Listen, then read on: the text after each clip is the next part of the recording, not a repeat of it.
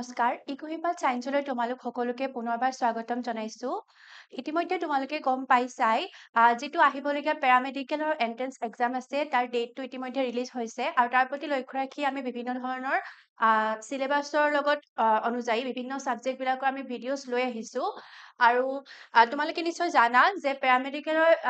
entrance এক্সামটোৰ যিখন syllabus তাত বায়'লজিয়ে এটা মেজৰ পৰ্চন কেৰি কৰে আৰু সেইকাৰণে আমি বায়'লজি পাৰ্টটোৰ পৰা কিছুমান MCQ তোমালোকৰ মাজলৈ লৈ আহিছো আৰু আজি তাৰে 15টা MCQ তোমালোকৰ লগত ডিছকাশ্যন কৰিম গতিকে আমি ক্লাছটোতে আগবাঢ়ো আজি প্ৰথমটো কুৱেশ্যন হৈছে which plant hormone is responsible for cell elongation কোনটো plant hormone কোষৰ elongationৰ বাবে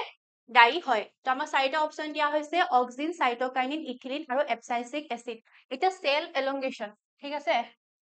ইয়াৰ বাবে যোনটো প্লান্ট হৰমন দায়ী হয় হেতু হৈছে অক্সিন অপচন এ শুদ্ধ উত্তৰ হ'ব এতিয়া তোমালোকে যদি এই ছবিখনলৈ মন কৰা দেখিবা অক্সিন সাধাৰণতে কি হয় ৰুট বা ষ্টেমৰ টিপ পৰ্চনটোত থাকে এই প্লান্ট হৰমনবিধ আৰু লগতে কি হয় সদায় আমি কি দেখিম পোহৰৰ ফালে গতি কৰা দেখিম ঠিক আছে তোমালোকে যদি কেতিয়াবা খিৰিকীৰ ওচৰত প্লান্ট ৰুইছা বা মানি প্লান্ট বা এনেকুৱা যিকোনো ধৰণৰ প্লান্ট হওক খিৰিকীৰ ওচৰত তোমালোকে ঘৰৰ ভিতৰত থৈছা তোমালোকে লক্ষ্য কৰিবা যে লাহে লাহে খিৰিকীৰ ফালে সেই গছজোপা গতি কৰিছে অলপ বেকা হৈ পিনি তো তাত এই হৰমন বিধে দায়ী ইয়াৰ যিটো এপিকেল পৰ্চনটো লাহে লাহে ইলংগেট হৈ গৈ থাকে বাঢ়ি গৈ থাকে তাৰ বাবে এই হৰমন বিধে হৈছে প্ৰধানকৈ দায়ী গতিকে শুদ্ধ উত্তৰটো কি হ'ব সেল এলংগেশনৰ কাৰণে অক্সিন শুদ্ধ উত্তৰ এতিয়া নেক্সট কুৱেশ্যনলৈ আগবাঢ়িছো the chief function of xylem is তো আমি সাধাৰণতে ভাস্কুলাৰ প্লান্টত দুই ধৰণৰ টিস্যু দেখিবলৈ পাওঁ জাইলেম আৰু ফ্লুৱেম তো তোমালোকে সদায় মনত ৰাখিবা যেতিয়া জাইলেমৰ কথা আহে ইয়াৰ মেইন ফাংচন হৈছে ট্ৰান্সপৰ্ট অফ ৱাটাৰ হয়নে যেতিয়া উদ্ভিদজোপাৰ শিপায়ে যেতিয়া মাটিৰ পৰা পানী শোষণ কৰে হয়নে সেই পানীখিনি উদ্ভিদৰ বিভিন্ন অংশলৈ প্ৰেৰণ কৰাত হয়নে উদ্ভিদজোপাৰ পাতলৈ ডালবিলাকলৈ লৈ যোৱাত কোনে সহায় কৰে পৰিবহনত সহায় কৰে এই জাইলেম নামৰ টিস্যুবিধে গতিকে এই চাৰিটা অপচনৰ কোনটো শুদ্ধ হ'ব অপচন বি ট্ৰান্সপৰ্ট অফ ৱাটাৰ এতিয়া আমি ভাস্কুলাৰ প্লান্টত আৰু এবিধ টিস্যু দেখিবলৈ পাওঁ যাক আমি ফ্লুৱেম বুলি কওঁ তোমালোকে মন কৰিবা যেতিয়া ট্ৰান্সপৰ্টেশ্যন অফ ফুডৰ কথা আহিব অৰ্থাৎ খাদ্য বস্তু পৰিবহনৰ কথা আহিব তেতিয়া এই টিস্যুবিধে ফাংচন কৰিব ফ্লুৱেমৰ ইয়াৰ মেইন ফাংচন হৈছে ট্ৰান্সপৰ্ট অফ ফুড ঠিক আছে তো জাইলেমৰ ক্ষেত্ৰত ট্ৰান্সপৰ্ট অফ ৱাটাৰ আৰু ফ্লুৱেমে কিহত সহায় কৰে ট্ৰান্সপৰ্ট অফ ফুড দুইটা কথা তোমালোকে মন কৰিবা নেক্সট কুৱেশ্যনটো stomata are present mostly on stomata ক'ত প্ৰেজেন্ট থাকে আমাক সুধিছে চাৰিটা অপচন দিয়া হৈছে ৰুট ষ্টেম লোৱাৰ চাৰ্ফেচ of the leaves and upper চাৰ্ফেচ of the leaves এতিয়া প্ৰথমতে আমি জানি লওঁ এই ষ্ট'মাটাবিলাক কি হয় যেতিয়া আমি গছৰ পাত এখিলা ঠিক আছে পাত এখিলা যেতিয়া আমি অনুবীক্ষণ যন্ত্ৰৰ সহায়ত চাম তেতিয়া তাত সৰু কিছুমান হোল ফুটা দেখিবলৈ পাম সেই ফুটাবিলাককে সাধাৰণতে ষ্ট'মাটা বুলি কোৱা হয় অসমীয়াত যাক আমি কওঁ পত্ৰৰন্ধ্ৰ ঠিক আছে এতিয়া পত্ৰৰন্ধ্ৰ বা ষ্ট'মাটা বিলাকৰ মেইন কাম কি জানানে ইহঁতে গেছৰ এক্সচেঞ্জত সহায় কৰে ঠিক আছে পাতখিলাৰ মাজে গেছৰ এক্সচেঞ্জত সহায় কৰে আৰু তাতকৈ ইহঁতৰ ইম্পৰ্টেণ্ট এটা ফাংচন আছে সেইটো হৈছে গছজোপাই যিখিনি অতিৰিক্ত পানী শোষণ কৰিছে ঠিক আছে গছক পানীৰ প্ৰয়োজন হয় কিন্তু কেতিয়াবা কি হয় গছজোপাত অতিৰিক্ত কিছুমান পানী ৰৈ যায় আৰু সেই পানীখিনি জলীয় বাষ্প আকাৰে কি হয় পুনৰ এটমস্ফিয়াৰলৈ পুনৰ বাহিৰলৈ গছজোপাৰ বাহিৰলৈ এই ষ্ট'মাটা বিলাকৰ যোগেদিয়ে অতৰাই দিয়া হয় ঠিক আছে ট্ৰান্সপিৰেশ্যন বুলি যিটো প্ৰচেছ সেইটোতে এই ষ্ট'মাটাটোৱে মেইনলি ফাংচন কৰে অতিৰিক্ত যিখিনি পানী সেইখিনি গছজোপাৰ বাহিৰলৈ কি কৰে নিৰ্গত কৰে এতিয়া শুদ্ধ অপচনটো আমাক কুৱেশ্যনটোত সুধিছে যে ষ্ট'মাটা বিলাক ক'ত প্ৰেজেন্ট থাকে আমি এই কথাটোতো গম পালো ষ্ট'মাটা প্ৰেজেন্ট থাকে লিফত কিন্তু মনত ৰাখিবা লোৱাৰ চাৰ্ফেচ অফ দি লিফতহে আমি ষ্ট'মাটা বিলাক বা পত্ৰৰন্ধ্ৰ বিলাক দেখিবলৈ পাম গতিকে অপচন চি শুদ্ধ উত্তৰ এতিয়া আগবাঢ়ো নেক্সট কুৱেশ্যনলে নেক্সট কুৱেশ্যনটোত কৈছে glycolysis takes place in glycolysis ক'ত হয় ঠিক আছে গ্লাইকোলাইসিস প্ৰচেছটো ক'ত হয় সুধিছে আমাক চাৰিটা অপচন দিয়া হৈছে মাইট্ৰকন্ড্ৰিয়া সাইটোপ্লাজম ক্লোৰোপ্লাষ্ট আৰু নিউক্লিয়াছ এতিয়া প্ৰথম তোমালোকে জানি ল'বা গ্লাইকোলাইসিস মিন কি তো গ্লাইকোলাইসিসৰ দুটা ৱৰ্ড লগ হৈ আছে গ্লুকোজ আৰু লাইসিস ৱৰ্ডটো যদি আমি সিম্পল টাৰ্ম এটা বুজিবলৈ চেষ্টা কৰো তেতিয়াহ'লে ই বুজায় ব্ৰেক ডাউন অৰ্থাৎ গ্লাইকোলাইসিস যিটো গ্লাইকোলাইসিস প্ৰচেছ এই প্ৰচেছটোত কি কৰা হয় গ্লুকোজক ব্ৰেক ডাউন কৰা হয় এনাৰ্জিলৈ কনভাৰ্ট কৰা হয় ব্ৰেক ডাউন কৰি পিনি ঠিক আছে আৰু এই গ্লাইকোলাইসিস প্ৰচেছটো ক'ত হয় হেতু হয় সাইটোপ্লাজমত গতিকে অপচন বি শুদ্ধ উত্তৰ হ'ব সাইটোপ্লাজম এতিয়া নেক্সট কুৱেশ্যনটো আগবাঢ়িছো question number 5 an example of a parasitic plant is parasitic plantor তলৰ কোনটো parasitic plant হয় হেতু আমাক সুধিছে এতিয়া parasitic ঠিক আছে প্যাৰাসাইটিক প্লান্ট আমি প্ৰথমে কি হয় বুজি ল'ব লাগিব প্যাৰাসাইটিক প্লান্ট সেইবিলাক প্লান্টক কওঁ আমি যিবিলাক প্লান্টে অন্য গছ এজোপাৰ আশ্ৰয় লয় আৰু সেই গছজোপাক তেতিয়া কি বুলি জনা যায় সেই প্যাৰাসাইটিক প্লান্টজোপাৰ হোষ্ট বুলি কোৱা হয় আৰু প্যাৰাসাইটিক প্লান্টজোপাই কি কৰে নিজৰ হোষ্ট প্লান্টজোপাৰ পৰা নিউট্ৰিয়েন্টছ বিলাক কি কৰে শোষণ কৰি লয় অৰ্থাৎ নিজে এই প্যাৰাসাইটিক প্লান্টজোপাই নিজে সালোক সংশ্লেষণ কৰিব নোৱাৰে নিজে নিজৰ খাদ্য প্ৰস্তুত কৰিব নোৱাৰে ই কি কৰে যিজোপা হোষ্ট প্লান্ট আছে সেইজোপাৰ পৰা নিউট্ৰিয়েন্টছ খিনি আহৰণ কৰি লয় বা শোষণ কৰি লয় গতিকে চাৰিটা আমাক এক্সাম্পল দিয়া হৈছে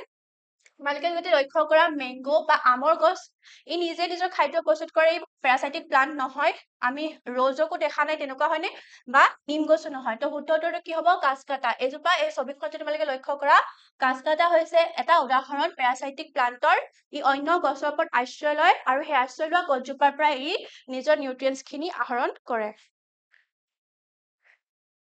ঠিক আছে next question the hormone insulin is secreted by insulin হৰমনটো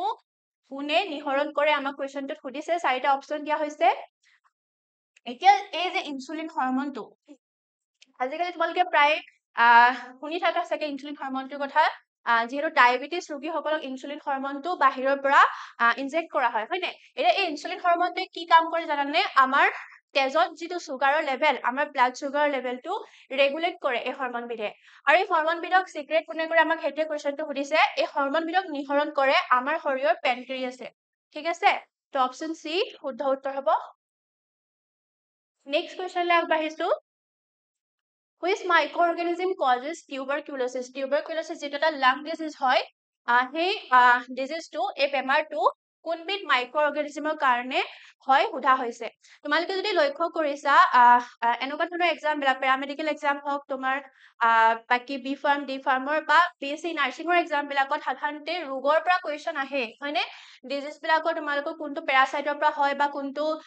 বেক্টেৰিয়াৰ পৰা হয় ভাইৰাছৰ পৰা হয় তেনেকৈ কুৱেশ্যনটো সোধে বা কেতিয়াবা ডিজিজ বিলাকৰ কি হয় কেনেকুৱা ধৰণৰ লক্ষণ চিমটমছ বিলাক কি সেই বিষয়ে কুৱেশ্যন অহা দেখা যায় গতিকে ইয়াৰ লগত জড়িত আমি আৰু কুৱেশ্যনছ তোমালোকৰ মাজলৈ লৈ আহিম এতিয়া এই কুৱেশ্যনটো সলভ কৰো আহা এতিয়া সুধিছে যে হুইচ মাইক্ৰঅৰ্গানিজম কজেছ টিউবাৰকিউলোচিছ কোনে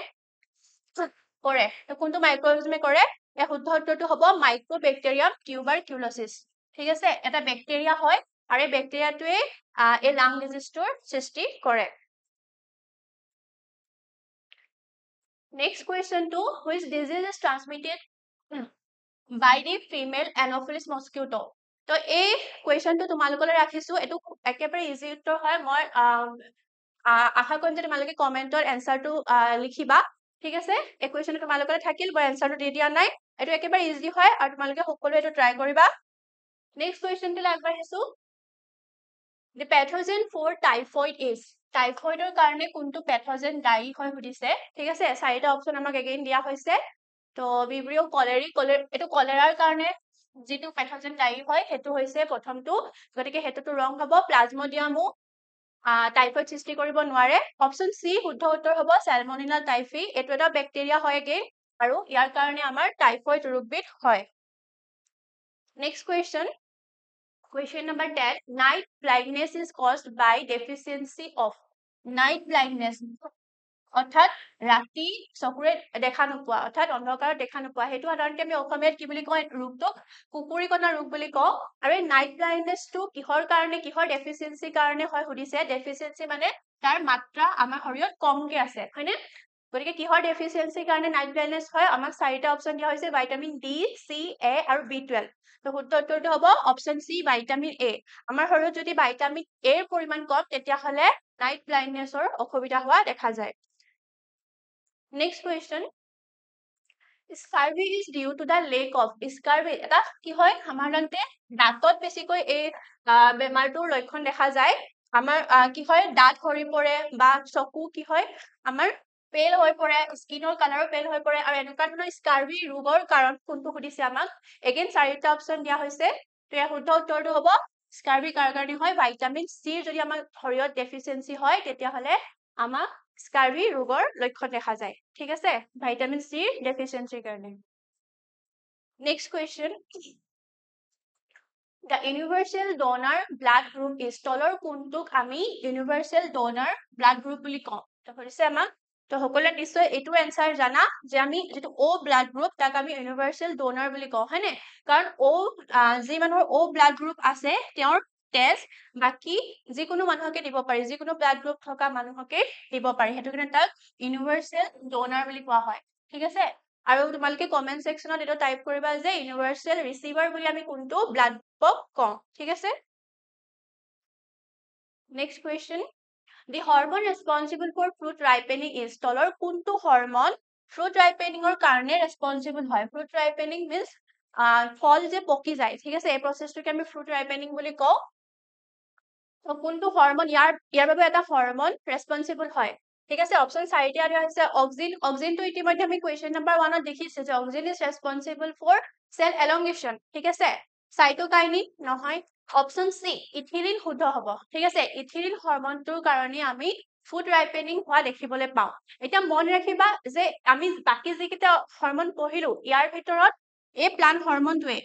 এটা গ্যাস হয় ঠিক আছে গ্যাসিয়াস হৰমন হয় ইথিলিন ঠিক আছে তোমালোকে যদি লক্ষ্য কৰিছা আমি কেতিয়াবা ঘৰত কি হয় এতিয়াতো আমৰ সিজন হয় নে কেঁচা আম আমি গছৰ পৰা পাৰি আনি পিনি পকিবলৈ ধুনীয়াকে থৈ দিও হয়নে ধুনীয়াকে গাপ দি পিনি পকিবলৈ থৈ দিও তাত যদি এটা পকা আম আছে তোমালোকে যদি দেখিছা যে এটা অকমান বাকিটাতকে সোনকালে পকিবলৈ আৰম্ভ কৰিছে ঠিক আছে তাৰপৰা তোমালোকে লক্ষ্য কৰিবা কম দিনৰ ভিতৰতে বাকিখিনিও পকি গৈছে বাকি আমখিনিও একেলগে পকি গৈছে তাৰমানে কি হয় এটা পকা ফল ঠিক আছে ইথিলিনৰ কাৰণে এই ফলটো পকিবলৈ আৰম্ভ কৰিলে ইয়াৰ ৰাইপেনিং হ'বলৈ ষ্টাৰ্ট হ'লে ই আকৌ কি হ'ব ইথিলিন গেছটো নিৰ্গত কৰিব ঠিক আছে এই পকা ফলটো ইথিলিন গেছ কি হ'ব নিৰ্গত কৰিব আৰু সেই ইথিলিন গেছটো নিৰ্গত হোৱাৰ পাছতে বাকি যিখিনি কেঁচা ফল আছিলে ওচৰে পাজৰে সেইখিনিও লাহে লাহে পকিবলৈ ষ্টাৰ্ট কৰিব ঠিক আছে এটা দুটা কথা মনত ৰাখিবা ফ্ৰুট ৰাইপেনিং অৰ্থাৎ ফল পকিবলৈ আমাক কোনবিধ হৰমন লাগে ইথিলিন হৰমন আৰু ইথিলিন হৰমন হৈছে এবিধ গ্যাসিয়াস হৰমন ঠিক আছে next question The pigment responsible for trapping light in photosynthesis is কোনবিধ পিগমেন্ট তলৰ কোনবিধ পিগমেন্ট photosynthesis লাইট ট্ৰেপ কৰিবলৈ কাৰণে ৰেসপন্সিবল হয় হেতু হৈছে কোৱেশ্চনটোত এতিয়া ফটোসিনথেসিস যাক আমি কি বুলি কওঁ হালুক সংলেখন এই প্ৰক্ৰিয়াটোত কি হয় উদ্ভিদে নিজৰ খাদ্য প্ৰস্তুত কৰে ঠিক আছে এতিয়া হালুক সংলেখন প্ৰক্ৰিয়াত আমাক কি লাগিব উদ্ভিদজোপা কি লাগিব সানলাইট লাগিব হয়নে কাৰ্বন ডাই অক্সাইড থাকিব লাগিব আৰু লগতে ওয়াটাৰ হয়নে এইকিটাৰ প্ৰেজেন্সতে কি হয় পাতত উদ্ভিদজোপাই নিজৰ খাদ্য প্ৰস্তুত কৰে এতিয়া তাৰ কাৰণে এবিধ পিগমেন্ট গছজোপাত আটাইতকৈ ইম্পৰ্টেন্ট সেই পিগমেন্ট বিধৰ নাম হৈছে ক্লোৰোফিল ঠিক আছে এতিয়া এনিমেলস বা আমাৰ মানুহৰ ওচৰত কি হয় ক্লোৰোফিল নাই হেতু কাৰণে আমি নিজৰ খাদ্য নিজে শৰীৰতে প্ৰস্তুত কৰিব নোৱাৰো কিন্তু প্লান্টৰ ওচৰত এই ক্লোৰোফিল নামৰ পিগমেন্ট বিধ প্ৰেজেন্ট আছে আৰু যাৰ কাৰণে ই নিজৰ ফুড নিজে সিনথেসাইজ কৰিব পাৰে Question number 15 আৰু এটা আমাৰ last question The longest bone in the human body is human body আটাইতকৈ দীঘল bone ডালৰ নাম কি সুধিছে ঠিক আছে এতিয়া চাৰিটা অপচন দিয়া হৈছে again ইয়াৰ শুদ্ধ এনসাৰটো হ'ব ফিমুৰ এই ফিমুৰ বনডাল সাধাৰণতে আমাৰ এই পোৰশনটো দেখা যায় আমাৰ ভৰিৰ ওপৰৰ পোৰশনটো দেখা যায় আঁঠুৰ পৰা ওপৰলে এইখিনিৰ পৰা ঠিক আছে এডালক ফিমুৰ বন বুলি কোৱা হয় দেখিছানে আৰু এডালে হৈছে আমাৰ শৰীৰৰ আটাইতকৈ লংগেষ্ট বন ঠিক আছে হিউম্যান বডিৰ সবতকৈ লংগেষ্ট বন তো এইকেইটা আছিলে আজি আমাৰ 15টা কোৱেশ্চন মই আশা কৰিছো যে তোমালোকে কোৱেশ্চনখিনি বুজি পাইছা আৰু এনেকুৱা ধৰণৰ কোৱেশ্চন লৈ পিনি আমি আৰু ভিডিওস তোমালোকৰ মাজত লৈ আহিম এটোটো বায়োলজি পাৰ্ট আমাৰ বাকি কেইটা পাৰ্টৰো ভিডিওস আমাৰ চেনেলত তোমালোকে পাই যাবা আৰু তাৰ লগতে তোমালোকে পিডিএফ যদি তোমালোকক দৰকাৰ হৈছে পিডিএফটোৰ কাৰণে তোমালোকে আমাৰ যেটো টেলিগ্ৰাম চেনেল আছে ইকুহিপাত সায়েন্স তাৰ লগত আমাৰ সৈতে জড়িত হবা আৰু তাতে পিডিএফটো আপলোড কৰা হৈ যাব আৰু তোমালোকে তাৰ পৰাই সংগ্ৰহ কৰিব পাৰিবা ধন্যবাদ